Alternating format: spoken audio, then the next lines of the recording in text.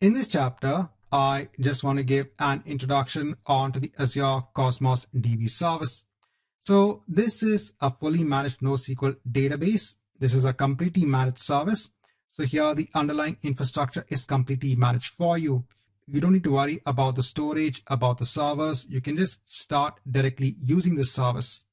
It also provides fast access onto your data, and it has features such as high availability and scalability. Now, one of the unique features of Azure Cosmos DB is you can store different types of data based on the API that you associate when you create something known as an Azure Cosmos DB account. For example, if you choose the SQL API, then you can store JSON-based documents, and you can use SQL-like language to query for those documents. You can use the table API if you want to store data in a table-like format. If you're familiar with MongoDB and you want to have that in place in Azure Cosmos DB, you can go and use that API. If you want to host a graph-based database, you can go and use the Gremlin API. And if you want to use Cassandra, that is also available. When it comes on to this particular course, we are going to be focusing on the SQL API mainly, and we'll just have a quick look at the table API as well. Now, in this chapter, let's go ahead and create a resource based on the Azure Cosmos DB service. So over here in all resources, let me go ahead and click on add. And over here, let me go ahead and search for the Cosmos DB service. So I'll go ahead and choose Azure Cosmos DB. I'll go ahead and hit on create. Over here, I'll go ahead and choose a resource group, an existing resource group. Over here, I have to go ahead and give a unique account name. So this name is not available. Now, once you go ahead and enter the account name, over here, you need to go ahead and then choose what is the API. So if you're going ahead and storing JSON-based documents, and you want to go ahead and have the ability to query those documents using a SQL-like language, you can go ahead and use the core SQL API. Another option for storing JSON-based documents is to go ahead and choose MongoDB. So MongoDB is already a database engine which is in place. Over here, you have an implementation for MongoDB using Azure Cosmos DB. If you want to go ahead and host a Cassandra database on Azure, you can go ahead and choose the API accordingly. If you want to go ahead and have a table-like structure, you can go ahead and use Azure Table. And if you want to go ahead and have a graph-based database, you can go ahead and choose Gremlin. So since in the exam, there is a lot of focus when it comes to the core SQL API, let me go ahead and choose that. I'll go ahead and choose provision throughput. Now, when it comes to the capacity mode of the provision throughput, you actually get charged based on the amount of storage and also the amount of something known as request units. So in this particular mode, you are not charged separately based on the underlying CPU that is used for hosting the Cosmos DB account. You are not charged for the amount of memory separately or the amount of IOPS. So everything is bundled as a metric known as request units. And the request units is uniform no matter what API you choose. Please note that in addition to the request units, you're also charged for other aspects such as the amount of storage. And remember, the Azure Cosmos DB service is a managed service. You don't need to go ahead and manage the underlying infrastructure. Everything will be managed for you. Now with Azure Cosmos DB, you have this facility of using the free tier when you get 400 request units and 5 gigs of storage for free in an account. And this is fine if we just want to go ahead and try out Azure Cosmos DB. So I'll go ahead and ensure to apply the free tier discount. You can only go ahead and choose this for one account. If you go ahead and create another account, this discount will not apply. I'll go on next for global distribution. I'll leave everything as it is. I'll go on networking, leave everything as it is so we can go ahead and connect from any network. I won't change anything in the backup policy, nothing in the encryption. Let me go on to review and create, and let's go ahead and create this Azure Cosmos DB account. Now let's come back once this is in place.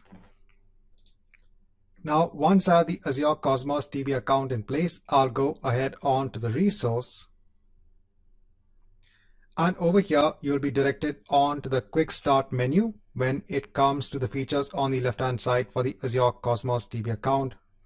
Now I'm going to go on to the Data Explorer, and let me go ahead and just hide this so we have a better view of the Data Explorer. So over here, we have our SQL API.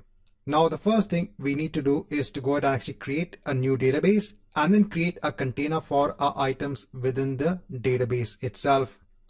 So what I'll do is that I'll go ahead and directly create a container, and over here we will be prompted to also go ahead and create a database as well. So over here, let me go ahead and give a name for the database. Over here, when it comes to the provision data throughput, you can go ahead and choose the scaling as manual, and over here you can go ahead and mention the amount of request units as 400. So as part of the free tier account, you get 400 request units. So let's go ahead and leave it as it is. Then I'll go ahead and scroll down, and over here, let me go ahead and give the container ID. Now over here, I am going to go ahead as an example and store customer information. So I'll go ahead and give the name of the container ID as customer. I'll go ahead and scroll down, and over here we have to go ahead and give something known as the partition key. Now I'll explain partition key in a subsequent chapter. Over here, the partition key is an attribute of your items that will be used for distributing the items across multiple logical partitions. So with Azure Cosmos DB, you might be storing a lot of data. So you could be having millions of items in place. In order to go ahead and help for the easy searching of items, easy searching of data, you can go ahead and ensure that your data is split across multiple logical partitions. The search can then go into the required partition of choice instead of actually going through all of the items in the underlying container in the Cosmos DB account. So over here, you have to go ahead and decide what attribute of your item is going to become the partition key. Now in the next chapter, we are going to go ahead and see how to add these items. So for the sake of simplicity, I'm going to go ahead and choose customer ID as my partition key. So let me go ahead and choose that, and then let me go ahead and hit on OK. So now this is going to go ahead and do two operations. It will go ahead and first create your database, and then it will go ahead and create your container. And once this is done, over here you can see your customer container within your AppDB database. So let's mark an end on to this chapter.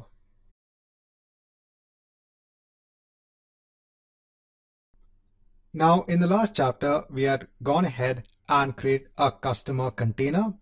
Now let's go ahead and add items onto this container. So I can go on to items, and over here I can go ahead and create a new item. So your item is basically in JSON format, and over here let's go ahead and start adding our items. So over here, let me go ahead and add the first item, which basically has two properties. So over here we have the customer ID and the customer name. And remember, we have gone ahead and mentioned the customer ID has our partition key. So let me go ahead and click on save. Now once this is done, you can see the item over here. Now in addition to the properties that you mentioned for the item, there are also some system defined properties that have also been attached as part of the item. Over here, one of the main properties is the ID property of this item.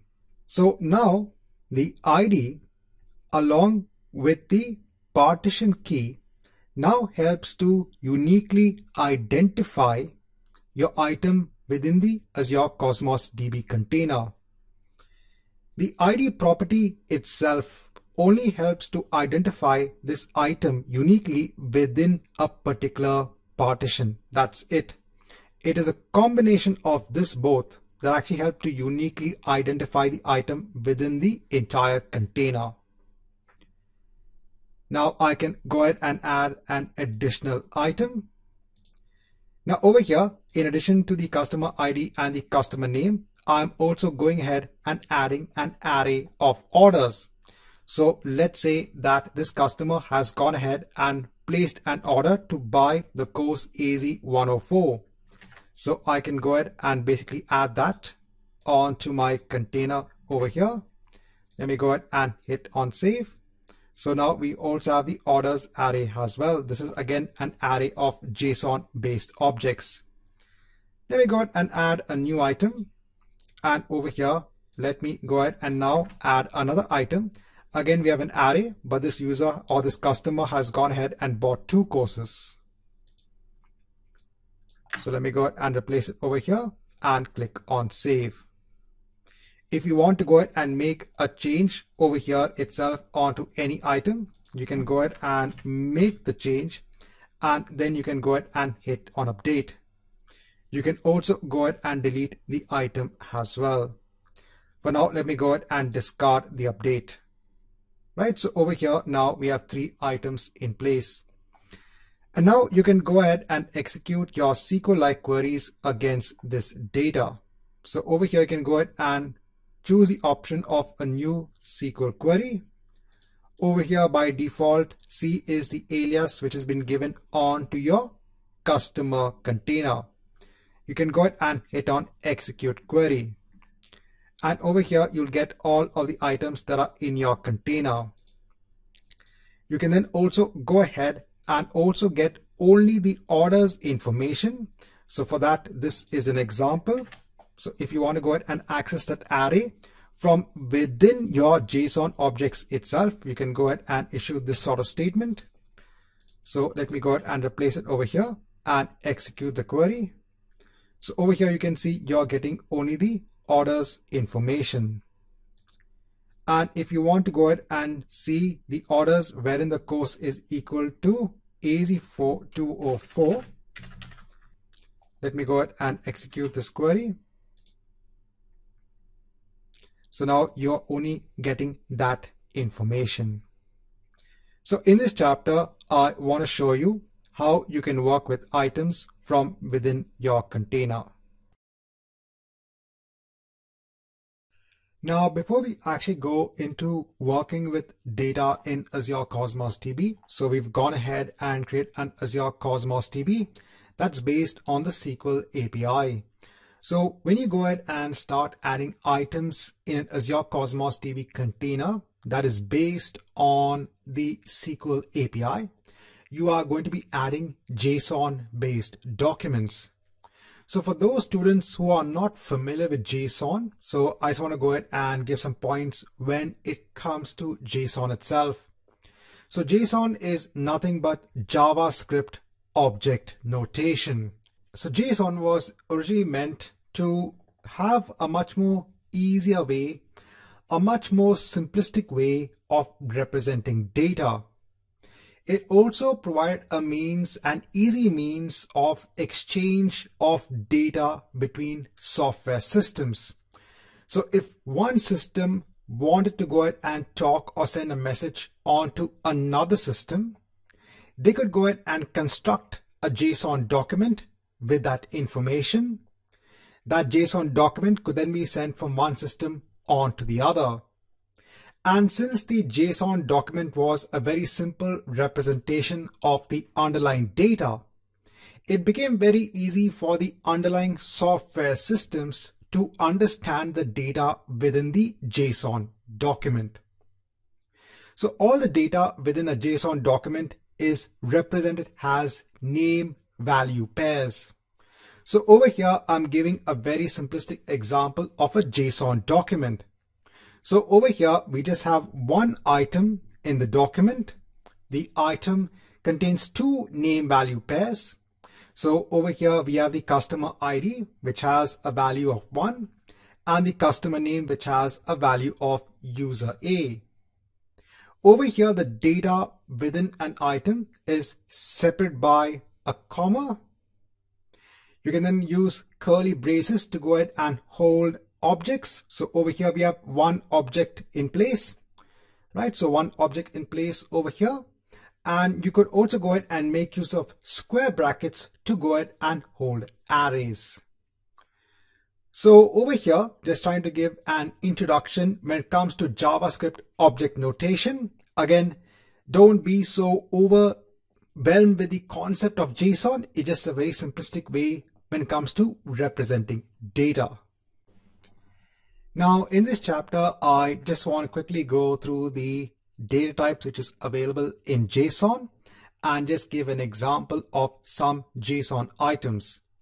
So as a JSON is supposed to be a very simple representation of data, so you don't have many complex data types, but you still have data types in place that help JSON, the engine, basically understand how to represent the data. So for example, you have string data types, you have number, you have an object, you have array, and you have Boolean. You also have null as well. Now let me go ahead and give an example of some type of JSON items. Now over here, I'm showing you a document which has two JSON items or two JSON objects. And each object also has an array. So over here, we have the first data value pair in the item, that's a customer ID. So over here, the data type is basically a number. Then you have a string, and then over here, you have a representation of a Boolean value. So over here, you have three data value pairs, and you also have a fourth one, but this time in the fourth data value pair, it's basically an array of string values.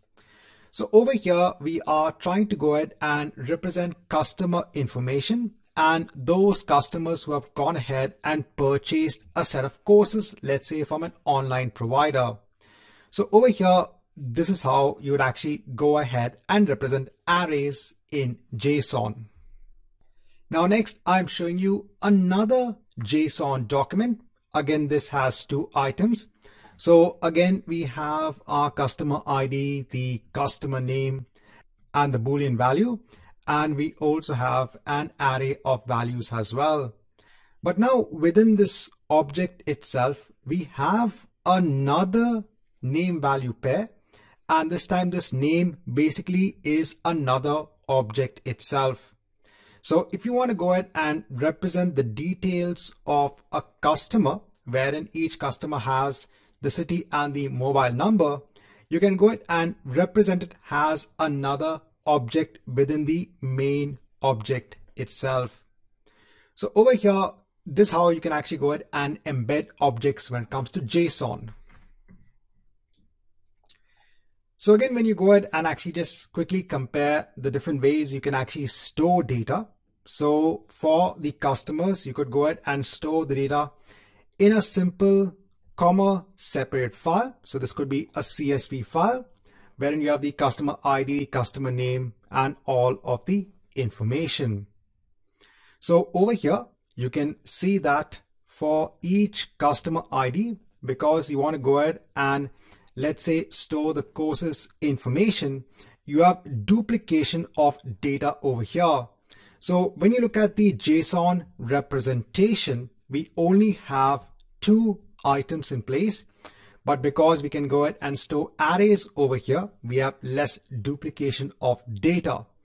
If we want to go ahead and represent the same thing as a CSV file, this is one way of representing the file. Now, please know that you could also go ahead and add all the courses in one line over here. But then when it comes to actually processing the file, you need to do a little bit extra to go ahead and split those data values. So if you want a simple representation of the data when it comes to CSV, this is how you'd go ahead and represent the data. And if you want to go ahead and represent the data as SQL tables in a SQL database, you might have one customer table which could have the information for the customer. You might have another table for storing the courses which the customer has bought, and you would go ahead and basically have a relationship, basically foreign keys that map the customer table onto the course table. Right, so I just thought that before we go ahead and play around with data in an Azure Cosmos DB account, for those students, let's have kind of a overview of JavaScript object notation or JSON.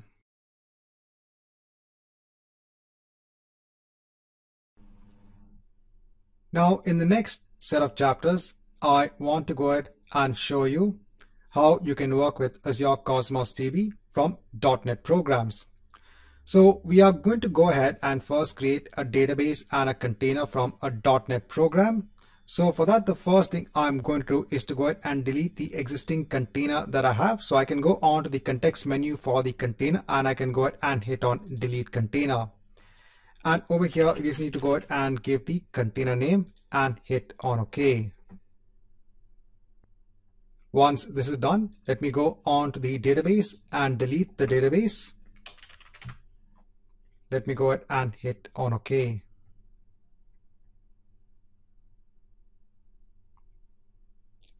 Then I'll go ahead and just close this query window. I don't require it anymore.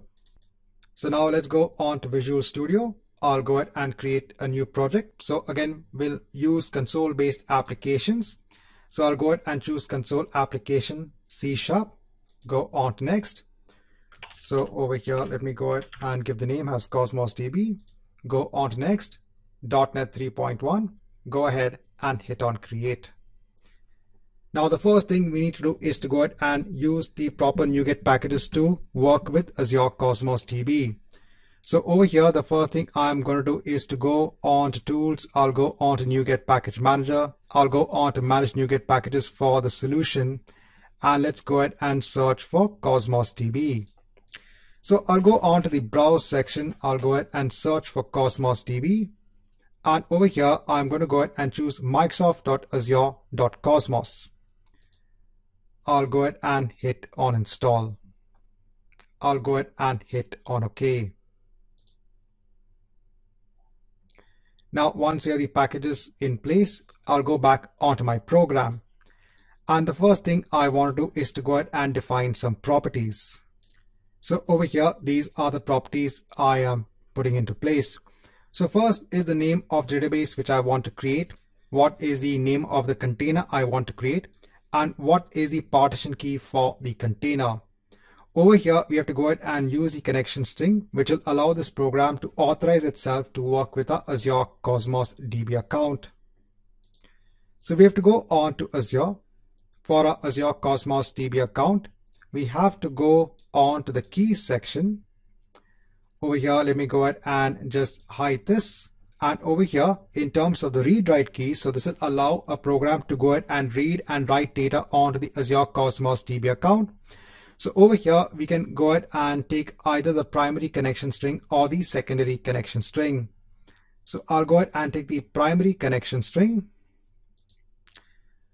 I'll go on to my program and let me go ahead and replace it over here. Now, in order to start working actually with Azure Cosmos DB, we need to go ahead and make use of the Cosmos client class. So I'll go ahead and first ensure to use the namespace using Microsoft.azure.cosmos. Over here, I'll go ahead and choose the Cosmos client option. And over here, we have to go ahead and give our connection string. So let me go ahead and give the connection string over here. Now next, we can go ahead and use that same client to now go ahead and create a database by using the create database async method. Over here, we have to go ahead and give our database name. Since this is an async method, I'll go ahead and ensure that the method goes on to completion. Only then we go on to the next statement. Now, once our database is created, we can go ahead and get a reference onto our database. So this database class is actually pertinent onto an Azure Cosmos DB database. So let's go ahead and get first a handle onto our database, which we have basically just created in the last step. So let me go ahead and do a get database over here. And once we have the database in place, we can go ahead and execute the method of create container async. And over here, we can go ahead and give our container name, and again, get awaiter dot get result. Now over here, I'm getting an error because along with the container name, we also have to mention what is a partition key. So these two are very important because each container needs to have a partition key in place.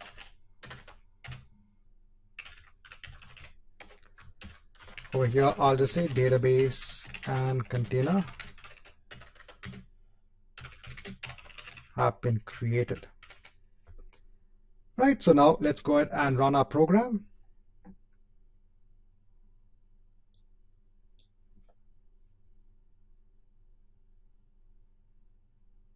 Right, so this is in place. Over here, let me now go on to the Data Explorer. Let me go ahead and hide this. Over here now I can see my app DB database and my course container. Currently I don't have any items in place. Right, so in this chapter, I want to show you how you can create a database and a container using .NET code.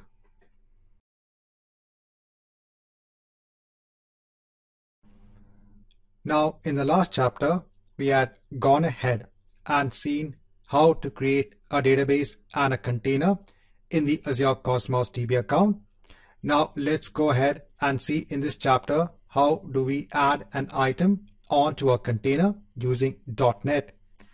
Now for this we don't need the partition key, so this was required when we want to go ahead and create the container. We do need to mention the partition key when creating the item, but over here we have to go ahead and mention what will be the property in our class that will become the partition key. Over here, I don't need the statements for creating a database and I don't need the statement for getting the database. Let me go ahead and also remove this statement as well. So the first thing I'm going to do is to go ahead and create first a .NET class to go ahead and represent our data. So I'll right click on my project. I'll go ahead and click on add and let me go ahead and hit on class. So I'll go ahead and create a simple course class. So over here, let me go ahead and add the attributes. So first is the ID. So I said that every item needs to have an ID property. So I'm going ahead and having it over here. And then over here, since we also mentioned the course ID has basically a partition key, let's go ahead and also have a property for that as well. So in your definition of data, you could be having a separate ID for the course information itself, and you might have a separate ID for the course itself. So I have these properties in place. Now let me go on to my main program. So first thing, let me go ahead and create a new course object.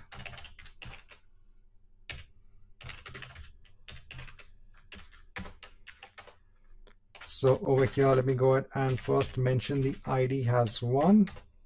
Then I'll go ahead and mention the course ID as well.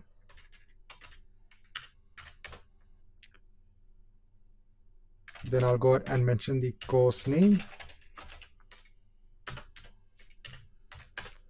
And I'll go ahead and mention a rating.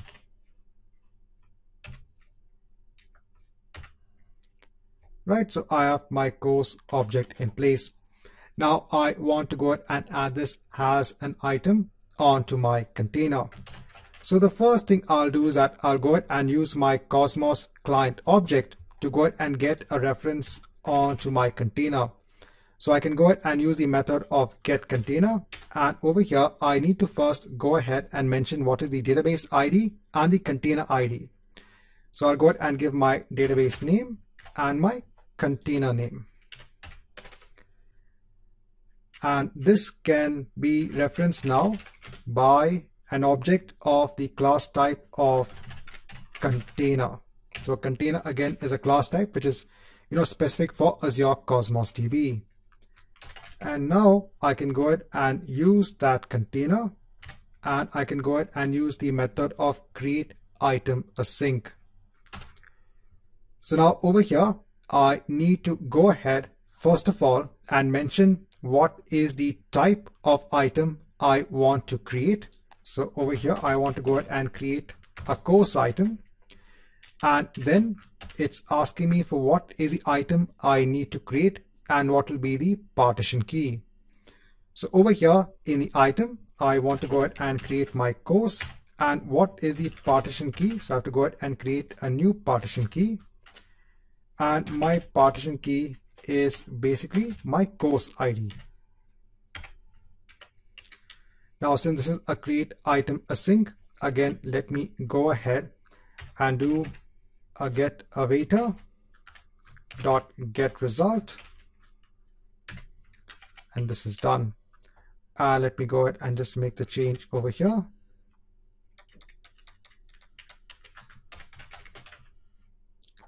Right, so we have everything in place. Now let me go ahead and run the program.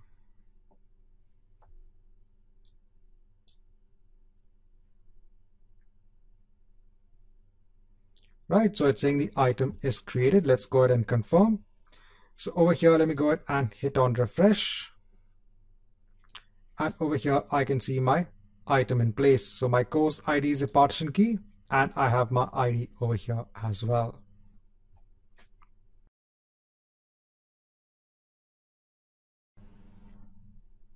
Now, in the last chapter, we had seen how we could add an item onto a container from our .NET code. Now, I want to go ahead and show you how you can do a bulk insert of multiple items at a time. So firstly, what I'll do is that for my existing item in my container, let me go ahead and delete this item so I don't have any items in this container. And now what I'll do is that instead of just creating one course over here, let me go ahead and create actually a list of courses. So over here, let me go ahead and ensure that I use the namespace of system.collections.generic. Over here, let me go ahead and mention this has the course ID. And let me go ahead and mention a different ID. So I'll go ahead and do this for all of the items or the courses that I want to go ahead and create. Right, so everything is in place. So now I want to go ahead and add the list of courses all at one time. Now, when you go ahead and actually create the Cosmos client connection over here, you can actually go ahead and mention something known as client options. So by default, it is null.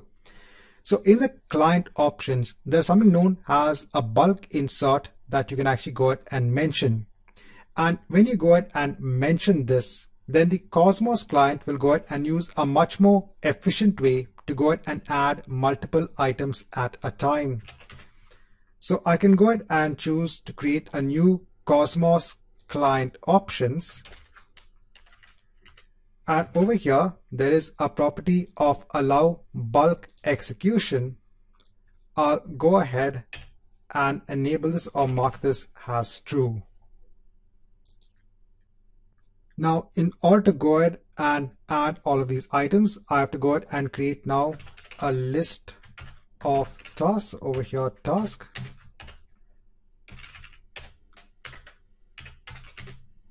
New list of task.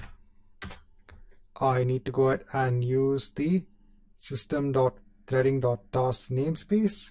Right, so that is in place.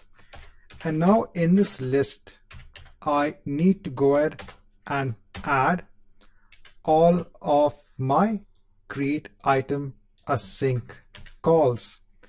So over here, let me go ahead and just take it till here. Let me add it over here. So container.create async, the type is course. And over here, I need to go ahead and basically give my list. So let me go ahead and add now a for each loop. So for each course in my list. So my list is basically over here, my list of courses. Let's go ahead and basically add our course over here. The new partition key is the course ID. Let me go ahead and complete this statement, and then I don't need this anymore. I've gone ahead and added all my tasks. I want to ensure that I execute all of my tasks. So I'll go ahead and use a task.whenAll. I'll go ahead and add my task over here. .getAwaiter. .getResult, so that it'll go ahead and execute my task. And over here, let me go ahead and say bulk insert completed. Right, so we have everything in place. Let me go ahead and run the program.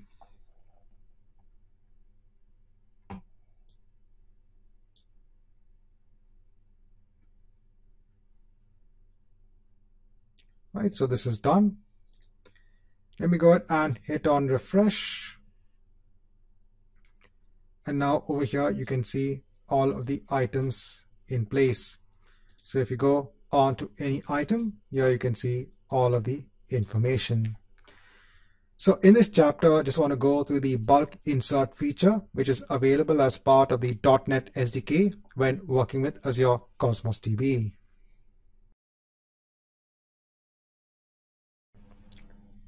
Now, in the previous chapter, we had gone ahead and seen how to add a list of courses as items. Now, in this chapter, let's go ahead and see how to read a particular item from an Azure Cosmos DB container. So over here, let me go ahead and delete all of these statements. So I don't need the task also anymore. So I just need to go ahead and ensure that I have a handle onto the client. The first thing I'll do is to go ahead and define my query. So what do I want to go ahead and get? So over here, the statement I want to execute is select star from C, that's our course table, where the course ID is equal to this value. So over here for this value, the course name is AZ-204. Now next, we need to go ahead and create something known as an object of the query definition class. So this will go ahead and hold basically our query. So I'll go ahead and say new query definition, and in this I'll go ahead and specify my query. Then I have to create something known as an object of the feed iterator class to go ahead and ensure that we can iterate through the items as objects of our course class. So over here, let me go ahead and just give a name, and then over here I need to go ahead and use my container .get item query iterator, and over here again my course class, and then I need to go ahead and mention my query definition. Now once you have the feed iterator in place, now we can go ahead and iterate through the items. So we have to go ahead and use our iterator, and we have to see whether it has any more results. We'll put this in a loop. So this is a property, and then over here we get something known as a feed response of the type course is equal to our iterator dot read next async. So over here it will go ahead and read the next item from the Azure Cosmos DB container. Let me ensure that this statement also executes, since this is based on threading async. Right, showing you the first statement. And then for each course in our response, so over here, let me go ahead and get our response. I can then go ahead and write our course ID. So over here, let me go ahead and mention has the course ID. If you want, you can also get the ID as well.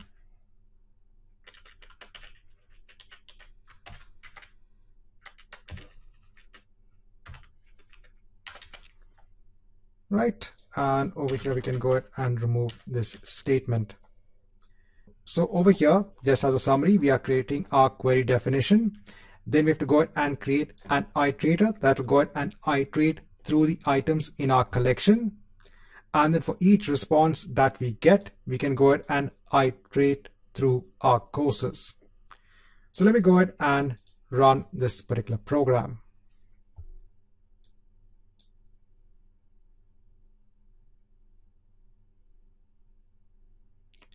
So over here, you can see we are getting the course has per our query, wherein we are getting the course where the course ID is equal to course 0002.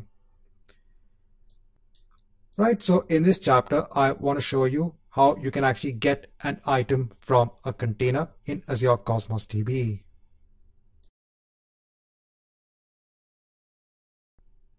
Now in this chapter, I want to show you how you can update an item in an Azure Cosmos DB container. Now earlier on, we had gone ahead and seen how to read data from a container based on a query definition. Now remember, for a particular partition, you might have multiple items in place. And that's why you can actually go ahead and use the feed iterator to go ahead and iterate through all of the items. In our case, we only had one item where this was the course ID. So when updating an item, I'm going to go ahead and show you another way in which we can go ahead and get an item in Azure Cosmos DB. Over there, we just want to go ahead and get a single item and basically update the properties of that item. So over here, let me go ahead and remove all this. So this is not required. So over here, let me go ahead and first mention what is the ID of the item we want to get and what is the partition key of that particular item. So let's say we want to go ahead and update this particular item where the ID is 2, and this is basically the partition key, which is our course ID. So I'll go ahead and replace it over here. So now over here, as part of our container object, there is a method known as read item async. Over here, we have to go ahead and mention the type of item we are trying to read. And over here, we have to go ahead and give what is the ID and what is the partition key. So over here, let me go ahead and give the ID, and I have to go ahead and create a new partition key. Over here, I'll go ahead and do the get awaitor dot get result. Now this particular method returns an item response. So over here, we have to go ahead and create now an item response object of the type course.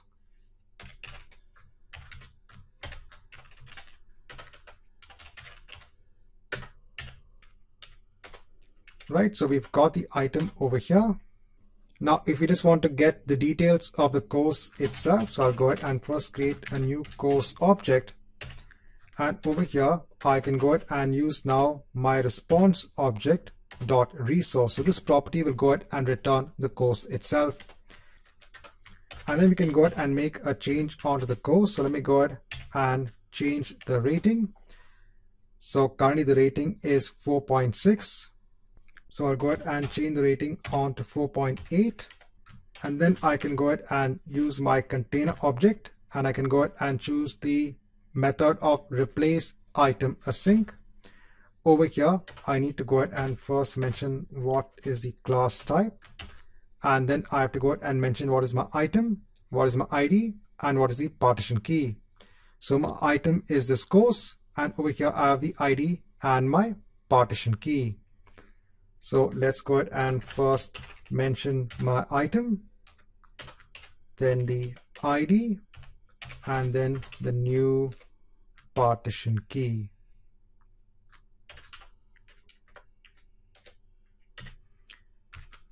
And again, get awaitor dot get result. Right, so just showing you the full statement. And then over here, just saying that the item has been updated. Right, so let's go ahead and now run this program.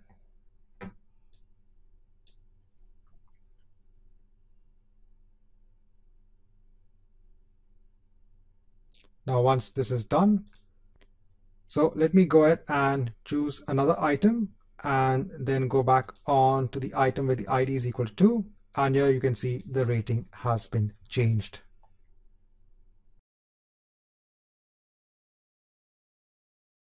Now in this chapter, let's see how to go ahead and delete an item, and this is quite simple. I don't need all of the item response, etc. So over here in the container object, there is something known as the method of delete item async, again of the type course, and over here we just need to go ahead and mention our ID and our partition key. That's it. So I'll say item has been deleted.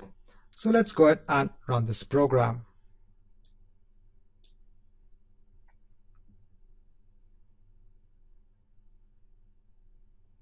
Right, so this is done. Now over here, if I go ahead and hit on refresh, so remember we have this course over here with the ID of 2. So now you can see you don't have that course in place. So very easy to go ahead and delete an item. Right, so with that, we have gone ahead and completed our CRUD operations when it comes to working with Azure Cosmos DB. Please note that there are a lot of other methods as well when it comes to working with data with Azure Cosmos DB.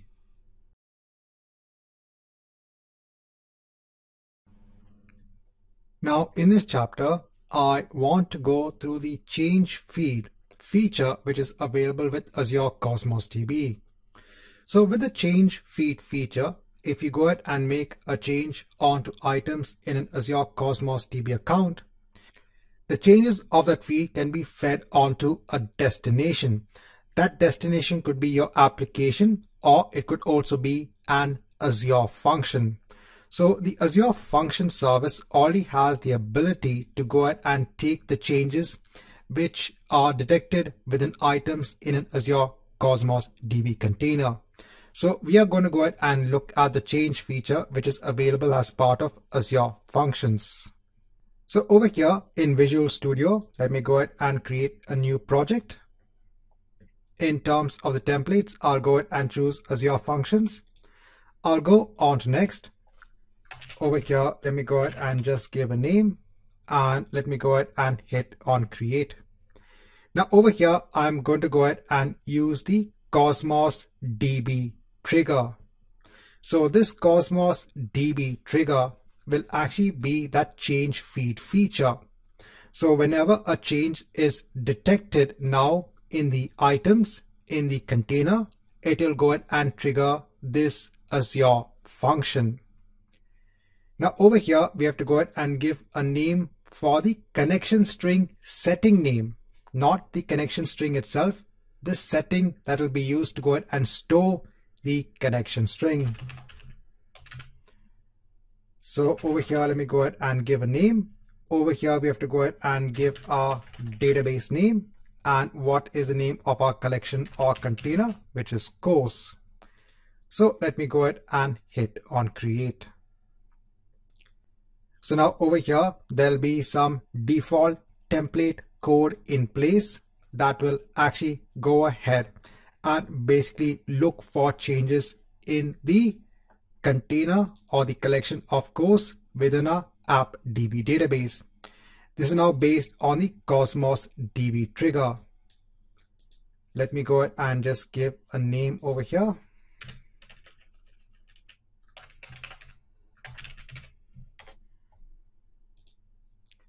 I'll change the name of the function as well.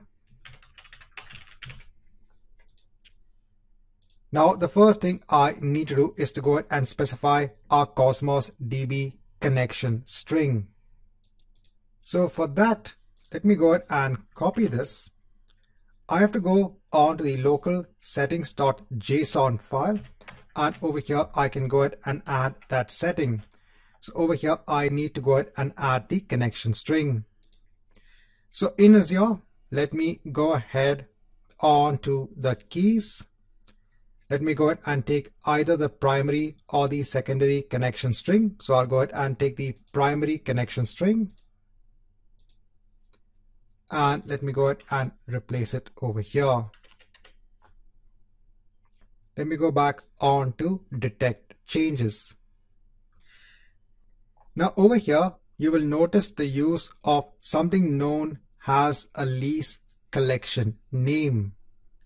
So in order to go ahead and basically record the changes, over here a new container or a collection is going to be created in your AppDB database. The name of the collection will be leases. Now over here, I'll also go ahead and mention to create the lease collection if it does not exist. So I don't have the lease collection currently in our AppDB database. So let me go ahead and ensure that it creates this lease collection. Now, when I'm reading information about the items or the documents that get changed, it will be mapped onto our course class, which is basically mapped onto the item structure that we have in our container or collection. So over here, let me go ahead and create a new class. So add a new class.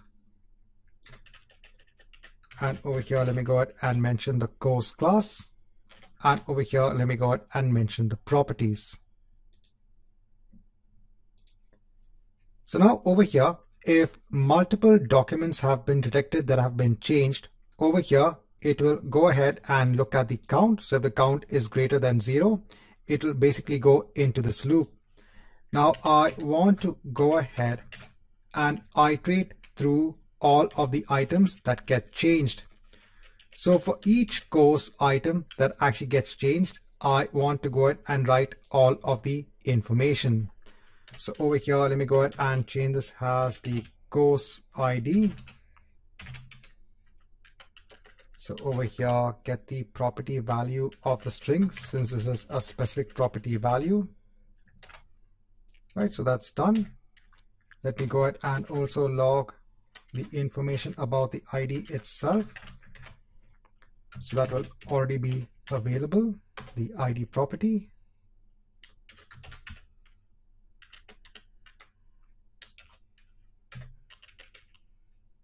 Right, so now that we have this in place, let me go ahead and now run the program.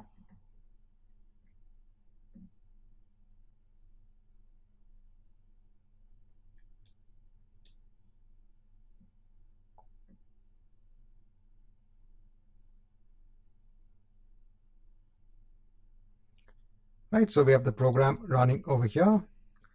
Now let me go on to my Data Explorer.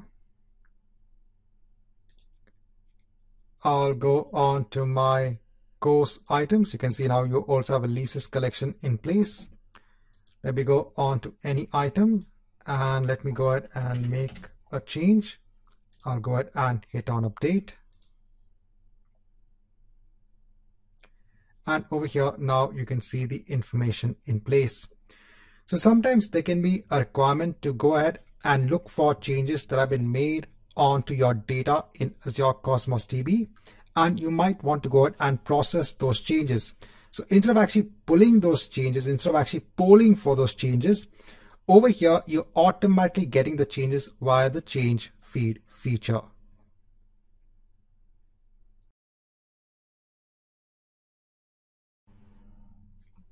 Now in this chapter, let's go ahead and see how to create first a simple stored procedure.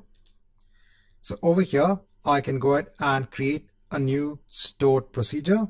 So over here, everything is basically in JavaScript. So let me go ahead and remove this. So over here, I'm going ahead and giving a name for the stored procedure. And over here, I'm giving a function. So over here in the function, I'm just getting the context of the request. I'm going ahead and getting a handle onto the response. And I'm just setting the response body as executing a stored procedure. a very simple stored procedure over here. Let me go ahead and click on save. Now once this is saved, so I'm going to go on to the program wherein we interact with our Azure Cosmos DB container. Now over here in the container object, we have something known as scripts, and over here we can actually go ahead and execute a stored procedure async. Over here we have to go ahead and now mention what is basically the return type. So it's going to go ahead and return a string. So if you go on to the function over here in the body, it is going ahead and returning a string. And then next I need to go ahead and specify what is the name of my stored procedure and what is the partition key. Now currently we don't have any partition key because our function, our stored procedure, is not doing anything. It's only going ahead and returning a response. So over here, let me go ahead and first mention what is the name of my stored procedure. So over here, this is the name of my stored procedure. And then over here, let me go ahead and just create an empty partition key. So I'll go ahead and mention a string.empty. Right. And over here, let me go ahead and do a get await dot get result. And since this is returning a string, let me go ahead and get the output. I also need to go ahead and mention some options over here. So these options are specific when executing a stored procedure. For now, since I don't have any options, I'll go ahead and specify it as null. And then I can go ahead and write the output onto the console. So let me go ahead and run this program.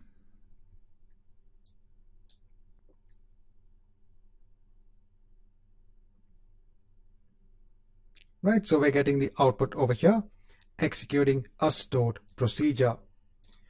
Now let's move on to the next chapter, wherein we look at another example on using a stored procedure. Now in this chapter, I want to go through another example on using stored procedures.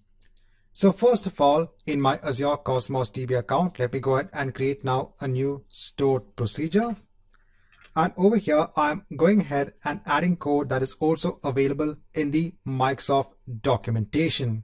So what this function does is that it goes ahead and adds a new item onto our collection or container. So over here, if you go ahead and scroll down, it goes ahead and uses the method of creating a document. Now over here, this particular function expects items in place, and that items will represent the data for the items that need to be created in our container. So over here, once this is actually done, it will go ahead and set what is the count in terms of the number of items that were added. Now over here, let me go ahead and add a name, and let me go ahead and hit on save.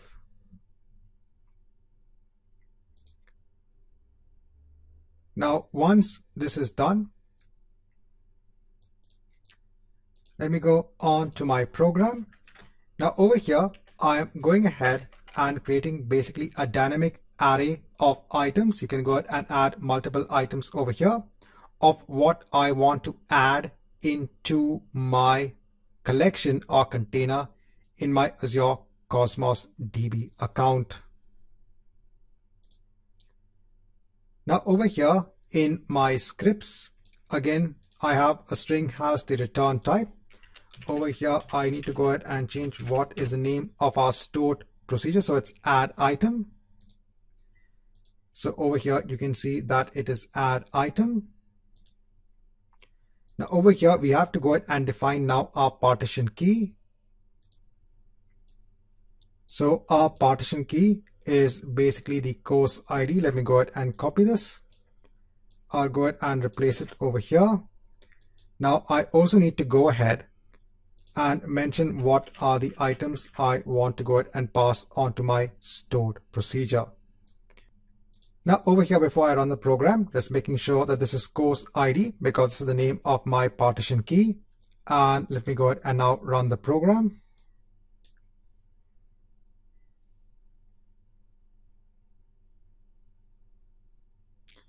So I can see that the number of items that were added is 1. Now if I go on to my items over here, if I go ahead and hit on refresh, so now I can see the new item in place.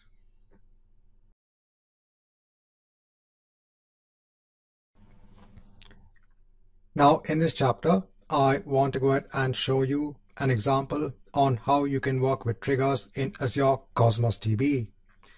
So over here, let me go ahead and create a new trigger. So the trigger type could be pre or post. So if you want something to be done before an action actually happens on an item on the Azure Cosmos DB database side, you can go ahead and choose a pre-trigger. If you want something to be done after an operation has been completed in Azure Cosmos DB, you can go ahead and choose a post trigger.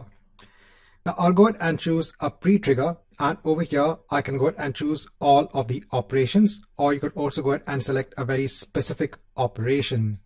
Now over here I'm going to go ahead and add some code.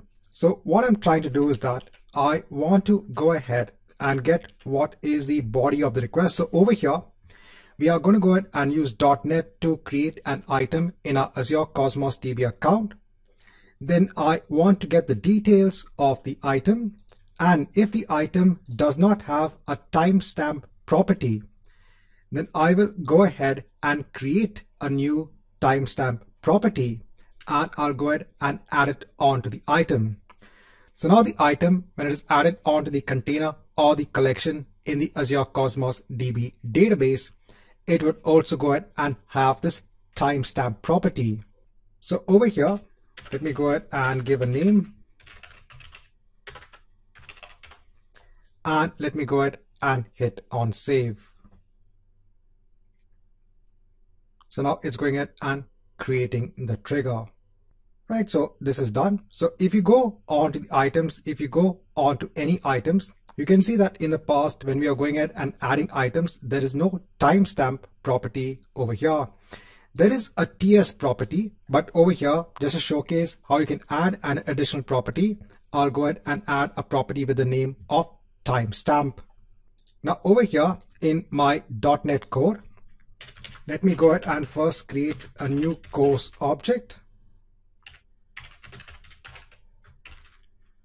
So over here, again, we're getting a handle onto the container.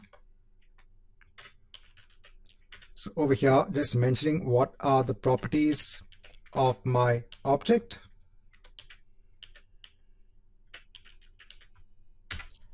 So let me go ahead and just change this on to 8, and let me go ahead and put an ID of 6. Over here, let me go ahead and just change the name.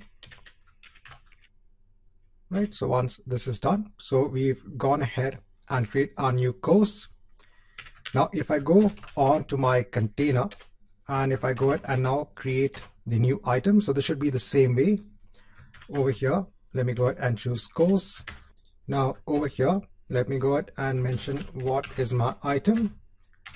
Here I don't need to mention the partition key. And now I'm going to go ahead and add now a new item request options object.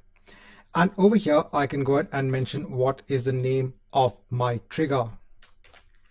So let me go ahead and just confirm on what is the name of my trigger. So if I go on to my triggers, let me go ahead and copy this. So place it over here. So this is for creating the item. And then let me go ahead and ensure that the result is in place. And then I'll just write a simple message that says that the item is created. Over here, let me also go ahead and just confirm when it comes to my connection string. So over here, I don't need the allow bulk execution since I'm only adding one, and I'm basically using now a trigger as well. Now let me go ahead and hit on run.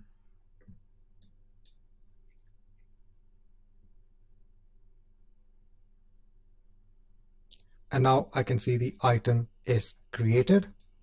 Let me go ahead and close this. Going back onto Azure, if I go onto my items, let me go ahead and hit on refresh. So I can see over here the course where the ID is equal to 6. And over here now I can see the additional timestamp property. So this has been done via our trigger. So in this chapter, I want to kind of show you how you can actually work with the triggers that is available for Azure Cosmos DB. Hi and welcome back. Now in this chapter, I want to talk about embedding your data when it comes to items. So again, we are referring to Azure Cosmos DB when it comes to the SQL API. Now in a traditional relational database, so let's say you're storing data when it comes to an e-commerce system. And let's say you want to go ahead and store orders that have been placed by a particular customer. So normally in a relational data model, you might have one table for your customer, you might have one table for your orders, another table for your product, and then you go ahead and basically have joins. So you'll have primary keys, you'll have foreign keys. You'll ensure that there are the required relationships between these tables. Now, when it comes to Azure Cosmos DB, there is no concept of having a relationship with another container or within containers. There's no such thing as the foreign key and the primary key. So what is the other way in which you can actually go ahead and relate related items? So one way is to go ahead and embed data in a particular item that we are seeing over here. So normally in a traditional relational database, you'll actually go ahead and normalize your data. This is so that you don't have to replicate the same data over and over again. But when it comes to the NoSQL design practice, here actually what you do is that you go ahead and denormalize the data. So over here, I'm giving an example of an item wherein we have a particular customer, and within the item itself, we are going ahead and embedding the data about the order that is being placed by the customer. Over here, we can actually have an array of orders. So this itself is one particular object. So the order ID, the product ID, and the quantity. So we can have multiple orders that are linked on to this customer. Now over here, I'm just giving an example. So if you don't have many orders per customer, this is one way of doing it. If you have too many orders per customer, then you have to go ahead and do another design practice wherein you actually reference data. So I just want to give you a very simple example on how you can actually embed data within an item. So normally the recommendation to embed data is when there is contained relationships between the entities. So over here, there is a relationship between the customer entity and the order entity. When there is a one to few relationship between the entities itself. Now, this might not be the perfect example for this. As I said, you might have multiple orders for a particular customer. And if you have a limit to these orders, then it's fine to go ahead and embed the data. But when you have a large number of orders, this might not be the most, logical design when it comes to embedding data. But I said, I just want to give you a simple use case scenario on how you can embed data. Also consider embedding data when the embedded data itself changes infrequently. That means you don't have to go ahead and change this particular order. So normally when you actually have an order in place, it's not that frequent to go ahead and change the order itself. Yes, a customer might change the order, but it's not that all the orders are going to change. So try to embed data also that does not change frequently, because then you have to go ahead and change the embedded data probably in many documents. Now, why is this a case? Is because I said you can actually duplicate data in NoSQL. Here you're denormalizing the data. So the same order data might be in another item, in another document, let's say in the same container. And if you were to go ahead and let's say have to change any one of the properties of the order, we have to go ahead and change the properties of the order in the other document as well. So try to ensure that the embedded data also does not change frequently. Also, when the embedded data is queried frequently along with the primary data, then also it's a good case to go ahead and embed the data. Hi and welcome back. Now in this chapter, I want to go through an example on how you can embed data in items when adding them onto Azure Cosmos DB from a .NET program. So I'm making use of a program, an earlier program we had seen, wherein we could go ahead and insert an item into an Azure Cosmos DB collection or container. Over here, this was based on the object for my course class. So over here, I have the details about my course class. So over here, I have the details about the object I was creating. And then I was going ahead and using the create item async method to go ahead and basically add this object as an item. And over here, I was mentioning the partition key. Now over here, if I go on to the items in that container, in that collection, so currently I don't have any items in place. Now let's say that I also want to go ahead and ensure that in this item, along with the course, we also have the order information as well. So the first thing I am going to do is to go ahead and create a new class in my project. So over here, let me go ahead and create a class with the name of order. Then I'll go ahead and just add simple properties for this order. So the order ID and the price. Now I'll go on to my course class, and over here, let me go ahead and add another property. This will basically be a list of orders.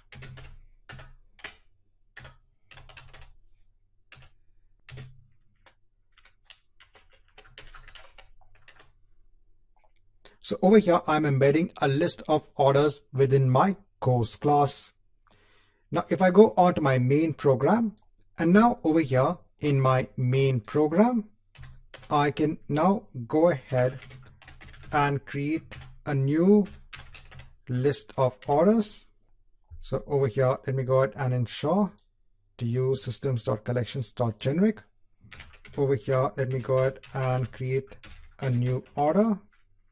So I'll go ahead and basically create two orders. And let me go ahead and ensure that I assign it onto my orders property of my course class. Right, I have this in place. So everything is done. Let me go ahead and now run the program.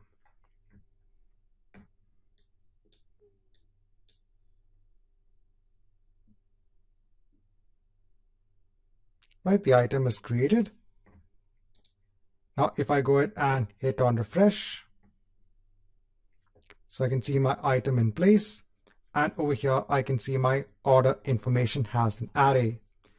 So over here, now I'm embedding basically JSON objects in an array within my main JSON item itself.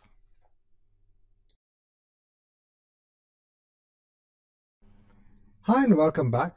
Now in this chapter, I want to go through Composite Indexes, which is available for Azure Cosmos DB.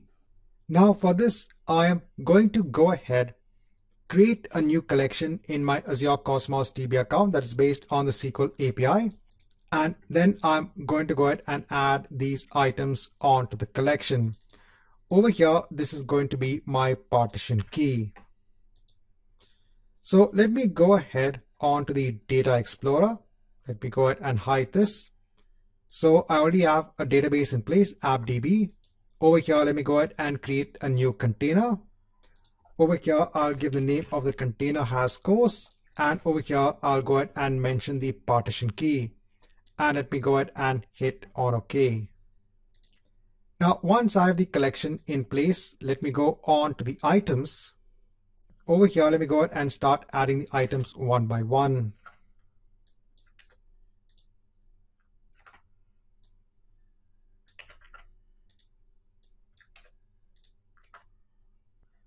So I've gone ahead and added all of the items. So over here, you can see I have 5 items in place. Now, if I go ahead and create a new SQL query, and if I go ahead and try to order the items by 2 properties, the course name and the rating, you'll actually get an error. And that's because you need to have a composite index in place to go ahead and serve this query. You need to have a composite index that is based on the course name and the rating. So over here, I'll go on to scale and settings. Over here in the settings, I'll go on to the indexing policy. And over here in the policy, let me go ahead and append something onto the policy itself. So over here, after the excluded paths, let me go ahead and add now composite indexes, wherein I'm adding the composite index of the course name and the rating in ascending order. Right, let me go ahead and complete this, and let me go ahead and hit on save. Now once this is done, if I go on to my query, if I go ahead and again execute this, and over here, you can see you're getting the output as desired. So in order to go ahead and ensure that you can order by multiple properties of your items, you have to go ahead and add composite indexes. Now in this chapter, I want to go through the time to live feature, which is available in Azure Cosmos DB. Now over here, you can go ahead and specify a time to live for all items in a container or for just a specific item. After the time to live setting is reached, the item will be deleted automatically. The item will be deleted using the leftover request units. If there are no leftover request units, then the deletion of the item will be delayed. Now you can go ahead and set the value of the time to live at the container or the item level. So I'll just go ahead and show you how to implement the time to live feature. So over here in our container, so I have some items in place. Now let me go on to the item where the ID is equal to 3. And over here, I can go ahead and add another property that's known as TTL, or the time to live. And over here, I can go ahead and mention a value of 20 seconds. And I can go ahead and hit on update. Now, in order for this setting to actually take update, there is one more thing that we need to do. We have to go on to scale and settings for our container. Over here, we have to go on to settings, and over here, we have to go ahead and set the time to live property for the container, and we have to go ahead and then hit on save. Now, once this is done, I'll go on to items and let's wait for a duration of 20 seconds. Now, after waiting for a duration of 20 seconds, let me go ahead and hit on refresh. And now I can see the item with the ID of 3 is no longer present over here. So you won't be able to go ahead and make a successful update onto this item anymore. Now, if you want to go ahead and specify it at the container level, again, go on to scale and settings, go on to settings, and over here, turn this on. And over here, you can go ahead and mention the settings which will apply onto the entire container.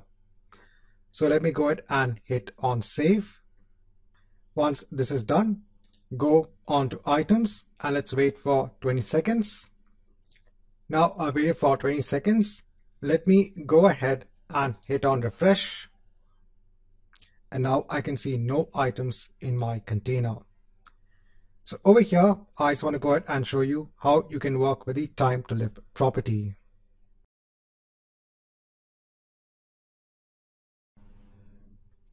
Hi and welcome back. Now in this chapter, I want to go through some commands from the Azure CLI perspective.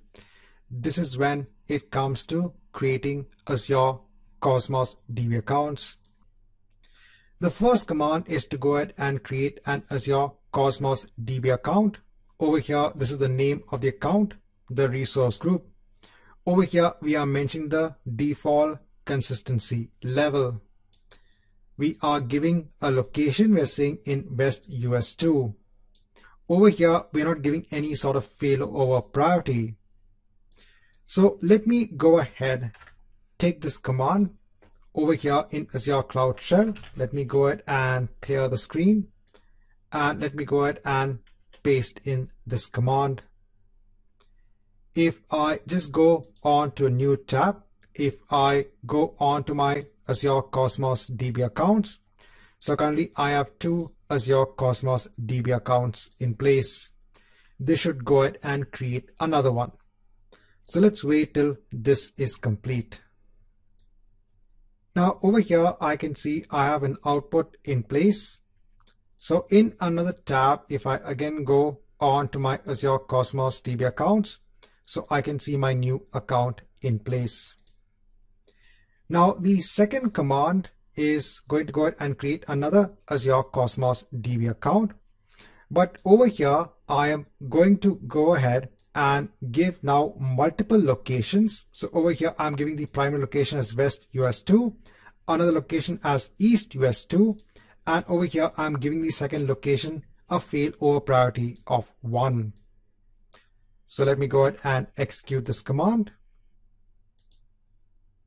So I'll just go ahead and clear the screen. Let me go ahead and paste it over here and hit on enter. Now let's come back once this is complete. So I can see the operation is complete. Now in the other tab, if I go onto my Azure Cosmos DB accounts, if I go ahead and hit on refresh, so I can see my new account in place. Now let's go ahead and create another Azure Cosmos DB account. Now over here, the difference is that I want to go ahead and base this on the table API. So in the capabilities, I'm going ahead and mentioning it as enable table. So let me go ahead and also copy this. So over here, let me go ahead and clear the screen. Over here, let me go ahead and paste this. So while this is being done, just a quick note. So in this account where we mention multiple regions, over here now you can see different read locations. Right, so let's come back once this is complete. Now once this command has executed successfully, in another tab, I can actually go on to the Cosmos DB account. Over here now, you can see that this is based on the table API. So in this chapter, I just want to go through the important commands when it comes to Azure Cosmos DB, when it comes to the Azure CLI. Hi and welcome back. Now in this chapter, let's go ahead and create an Azure Cosmos DB account that is based on the table API. So over here, let me go ahead and click on add. Over here, let me go ahead and choose Azure Cosmos DB. I'll go ahead and choose one of my existing resource groups. Now over here in the API, I'm going to go ahead and choose Azure Table.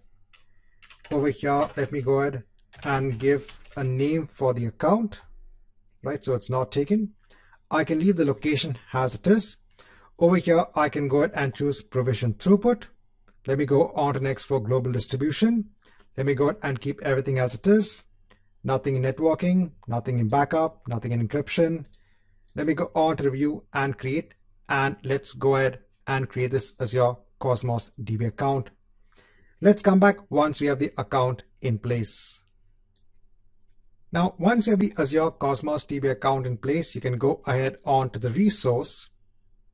Over here, you can actually go on to the Data Explorer. So the experience is the same, no matter what API that you have. It's only that the data that you actually create in the underlying account will be a little bit different based on the type of account that you create.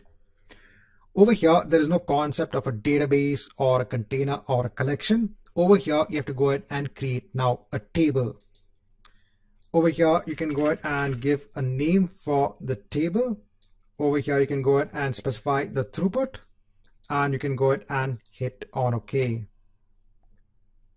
Once you have the table in place, you can go on to entities, and the concept is similar to the table service we have seen with Azure storage accounts.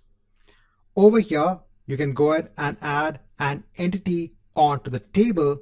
And over here, again, you have the concept of the partition key and the row key.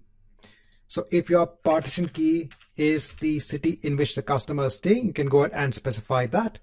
Has the row key if you want to go ahead and specify the customer ID. And you can go ahead and add a property wherein you have the customer name, and you can go ahead and specify it over here, and you can go ahead and add the entity. You can go ahead and add multiple entities, and then you can go ahead and even query for the entity. So the experience is the same as a table service with Azure storage accounts.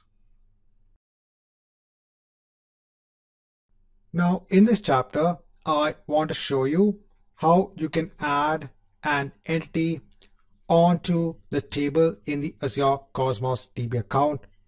So you can go ahead and take the exact same program that is used for adding an entity onto the table service in Azure storage accounts and use it to add an entity onto the table API in Azure Cosmos DB.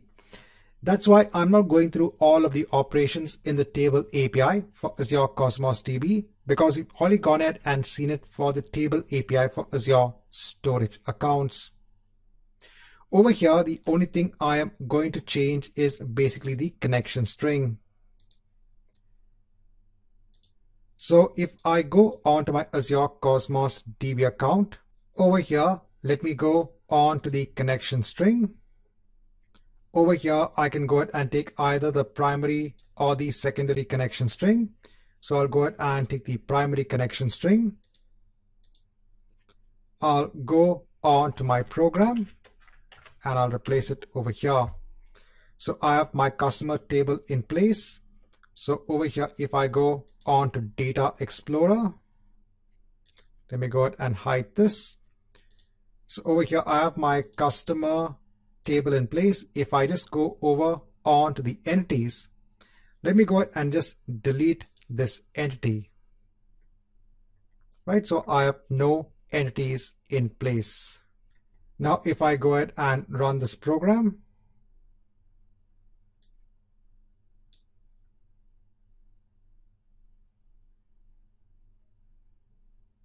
so it has gone ahead and added the entity. Over here, if I go ahead and close the entities tab and go on to entities again, so over here I can see my entity in place. So the exact same program can be used to work with the table API for Azure Cosmos DB.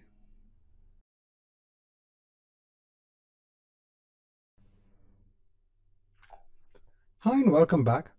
Now in this chapter, I just want to go ahead and showcase a very simple program in which you can actually go ahead and take data from a JSON based file, and then you can go ahead and add the data as items onto a collection in an Azure Cosmos DB account. So over here, this is a console based application. So I have a folder in place, and in that folder, I have a JSON file.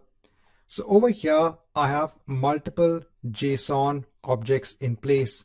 So over here, I have information such as the correlation ID, the operation name, the status event category, etc. Now I want to go ahead and add this information onto a collection in Azure Cosmos DB. So firstly, I've gone ahead and create an activity class. So this represents the data that I have basically in my JSON file. So I have the correlation ID, the operation name, the status, the event category, and the level. The only additional property is the ID, and this will be the ID for each item in the Azure Cosmos DB collection. If I go on to my main program over here, so I have the connection string, the database name, and the name of my container. Over here, I'm actually going ahead and using the operation name as the partition key. So let me go ahead. I have my Azure Cosmos DB account in place. This is based on the SQL API. The first thing I'll do is to go ahead and create a new container. So over here, let me go ahead and give the container name of activity. And let me go ahead and scroll down and put the partition key. So I'll go on to my activity class. I'll go ahead and take the operation name. I'll just copy it. I'll go ahead and place it over here, has the partition key. And let me go ahead and hit on OK. Right, so if I go on to the activity, if I go on to items, I should not be having any items in place over here. Now going back on to my program class. So let me go ahead and also ensure I have the proper connection string actually. Let me go on to the keys section. Over here, let me go ahead and take the connection string. Let me go ahead and replace it over here, just to ensure that I'm connecting onto the right Azure Cosmos DB account. Now I'm going ahead and basically first reading my query.json file using the file stream class. I'm going ahead and then reading it onto a stream reader, and then I'm going ahead and reading it onto a JSON text reader. Over here, I am getting a handle onto my Cosmos DB account and onto my container.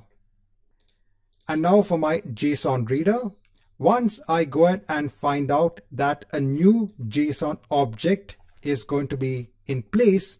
So over here, if I go on to query.json, so basically this is one JSON object, and I want one object to be added as an item onto the Azure Cosmos DB account.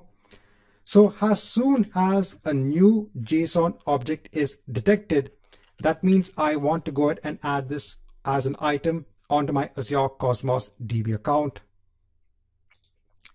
So going back onto my program, then I will go ahead and load the previous item, whatever I've read so far, into a JSON based object. Then I'll basically typecast it onto my activity class. I'll then go ahead and generate a unique ID for my activity object.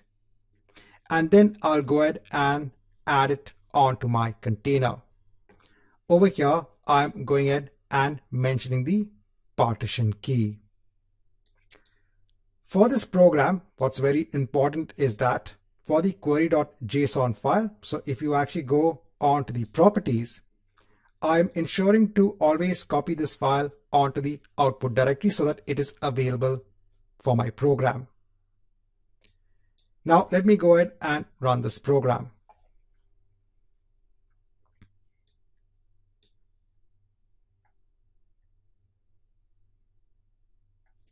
So now this will continuously go ahead and start adding items onto the Azure Cosmos DB account. If I go back now onto the Data Explorer, if I go on to my activity, if I go on to items, and now I can see the items are being added onto my container. So this will keep on going on. Now I'm going to go ahead and keep my program running for around 10 minutes because I have a lot of data in that JSON file. Now as an optional chapter just for learning purposes, I'm going to go ahead and show you how I generated that data file. So normally when practicing along, it's always important to have data in place, and I'll just show you how I generated that JSON based file. But for now, let's wait for some time. I want some items to be added onto my container. Now I've come back after some time. So over here, I can see my items are still being loaded. Over here, if I go on to the query, we go ahead and do select count star from C. Let's see if this works. I think I need to go ahead and mention at least one property over here. Right, so now it's fine. So it's gone ahead and inserted around 3000 items. Now, if you go back onto your Azure Cosmos DB account, if you go ahead and scroll down, if you go on to the Insights section, so this will give you kind of an overview of what's happening in terms of the monitoring of your Azure Cosmos DB account. Over here, you can see the total number of requests. If you go ahead and scroll down, over here, you can see the RU consumption, the request units that you are consuming. Over here, you can see the data that's being used. Over here, you can see the total requests. So everything now is in this format wherein you have some sort of a visualization of what's happening. You can go ahead and look at just the throughput. You can go ahead and look at what are just the requests. So over here, you can see the total, that's a sum of the request units. Right, so in this chapter, I just want to kind of show you how you can go ahead and stream continuous data onto Azure Cosmos DB.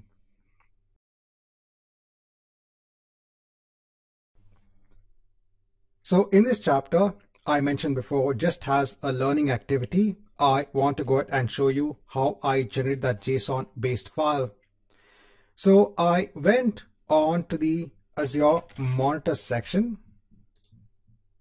Over here, if I go on to activity logs, so activity logs goes ahead and basically logs all the activities that are happening as part of your Azure account. So any sort of administrative operation that you perform, whether it be creating a virtual machine, whether it be creating a storage account, whether it be listing the keys of the storage account, everything will be logged over here. So if you have a substantial amount of activity, you can actually go ahead and use this information. So over here, I'm just sharing my knowledge on how I generate data or how I use data in the learning process when it comes to learning Azure services. Now over here, I can go ahead and choose a time span. So I can say that I want all the activities for, let's say, the last month, and hit on apply so that I get more activities over here. Then I can go ahead and download as a CSV. Now I have gone ahead and use Azure Data Factory. That's another service. That's an ETL tool, an extract, transform, and load tool to go ahead and convert that CSV file onto a JSON based file. Now, obviously, you can use any tool that is available that has the facility to go ahead and convert the CSV file into a JSON based file. But normally, since my purpose is to go ahead and learn about Azure, it's always good to go ahead and try out services in Azure that you haven't tried out before. So since I am familiar with Azure Data Factory, that's why I've gone ahead and used that service to go ahead and convert my CSV file into a JSON based file. So while the download is happening, let me go on to all resources and let me go ahead and create a resource based on Azure Data Factory. So I'll go ahead and choose Azure Data Factory and let me go ahead and hit on create. Over here, let me go ahead and choose a resource group. Over here, let me go ahead and choose my region. Over here, let me go ahead and give a name for my data factory. I'll go on to next for Git configuration. So I'll configure Git later. I'll go on to networking, leave everything as it is. I'll go on to advanced. I'll go on tags. I'll go on to review and create. And let me go ahead and create this instance of Azure Data Factory. Now to create Azure Data Factory, there's no cost involved. But then in Azure Data Factory, we are going to go ahead and create a pipeline that is going to go ahead and convert that CSV file into a JSON based file. And there is a very minimal cost when it comes to performing that activity. So over here, I'll go ahead onto the resource. I'll go on to the author and monitor section. Here you basically have a wizard where you can go ahead and start using Azure Data Factory. Over here, quickly just going on to the pricing section for Azure Data Factory. The pricing starts from $1 per 1,000 activity runs per month. And we are only going to be performing one activity run. Now I can also see that the download is complete for my CSV file. Now we're going to go ahead and upload this CSV file onto an Azure storage account. So Azure Data Factory is going to go ahead and take this CSV file from an Azure storage account, create a JSON based file in that same storage account. So I've just gone ahead and copied that CC file onto a folder on my local machine. Let me go ahead and close this. So over here we are in Azure Data Factory. Now in another tab, let me go on to storage accounts. So I have a lot of storage accounts in place. If you don't have one, you can go ahead and create a storage account. Let me go on to one of my storage accounts. Over here, if I go on to containers, we can go ahead and create a new container. So I'll go ahead and hit on create. I'll go on to the container and let me go ahead and upload that file from my local system. So I'm going ahead and uploading that query result file. I'll go ahead and hit on upload. Right, so it's gone ahead and uploaded that file. Over here, I am just opening the file. So you have a lot of information in place. So over here, the first row is the header information about all of the activity logs. And here you have all of the data. Now let me go on to the data factory. Let me go ahead and hit on copy data. Over here, you can go ahead and give a name for the task. I'll go on to next to run it once now. Now over here, we have to go ahead and specify the source and the destination. So over here, I'll go ahead and create a new connection for the source. You can go ahead and connect onto a variety of sources in Azure Data Factory. I'm going to go ahead and choose Azure Blob Storage and hit on continue. I'll leave everything as it is, and over here, let me go ahead and choose my subscription. And let me go ahead and choose my storage account. Let me go ahead and hit on create. So over here, we're trying to go ahead and link Azure Data Factory onto our storage account. I'll go on to next for the data set. Over here, I can now go ahead and browse for my factory folder. So I'll go ahead and double click and choose my query result.csv file. I'll go on to next. Now over here, it will automatically go ahead and detect the format of that file. Over here, we have the option of specifying the first row as the header. So it's going ahead and specifying that information. And here we have all of the data, the preview of the data basically. Now I'll go on to next. Now I want to go ahead in my destination and choose my same storage account. I want the JSON file to be stored in that same storage account. So I'll go ahead and hit on next. Over here, I'll go ahead and browse for the same path. So I'll go ahead and choose the factory path. So I'll go ahead and choose the factory path. I'll go on to next. Now over here in the text format, I'm going to go ahead and choose the JSON format. Over here in the file pattern, I'll go ahead and choose it as an array of objects. I'll go on to next. Now over here, you can actually go ahead and copy all of the columns. But what I've done is that I've actually gone ahead and ensured that only some of the columns are copied. So I've not copied the time, the subscription, the event initial buy, just to make it much more simple. So over here, you can decide what is the data that you want to go ahead and copy. You can go on to next, leave everything as it is, go on to next. And now it'll actually go ahead and create a pipeline. That pipeline will be using underlying compute infrastructure to go ahead and perform the conversion process. You can go ahead and hit on monitor over here. And over here, you can see your pipeline in place. Over here, currently it's in progress, but this should finish quite fast. If I go ahead and hit on refresh, you can see it's already done. And now if you go onto your factory container, if you go ahead and hit on refresh, you can see your JSON file in place. You can actually go onto the file. You can go ahead and download the file. So I've copied it onto my temp folder. Let me go ahead and just open up in Notepad. And over here, you can see you have your array of JSON objects. So I said over here, just as extra learning, just want to show you what I've done to go ahead and generate that JSON based file.